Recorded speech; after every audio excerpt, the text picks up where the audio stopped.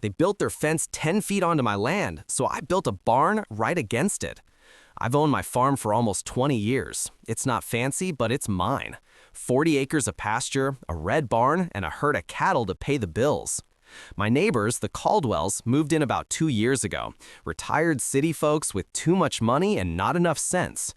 They bought the land next to mine, tore down the old farmhouse, and built themselves a modern country retreat with glass walls, a swimming pool, and perfectly manicured lawns that didn't belong in this part of Texas. At first, we were friendly. They asked about where to buy feed. I lent them my tractor once or twice, and we exchanged pleasantries over the fence.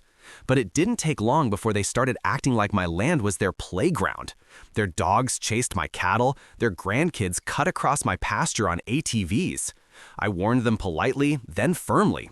They smiled, nodded, and kept doing it anyway. The last straw came one morning when I walked out to check the fence line and found a brand new cedar fence stretching across part of my pasture. A high polished thing, all fancy panels and metal posts. Trouble was, it wasn't on the property line. It was a good 10 feet inside my boundary. I grabbed my survey maps just to be sure. No mistake, they'd built their fence on my land. That evening, I knocked on their door. "There's been a mistake," I said, showing them the survey.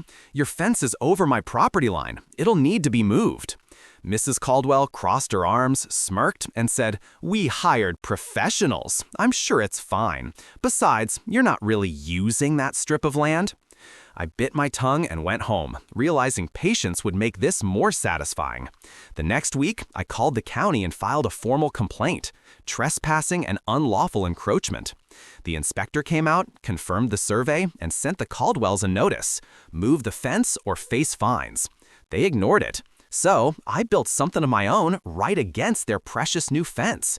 A barn, not a rickety shed, but a proper steel-roofed, wood-sided livestock barn running the entire length of the property line. I placed the entrance facing away from them, but the backside, well, that pressed tight against their cedar panels.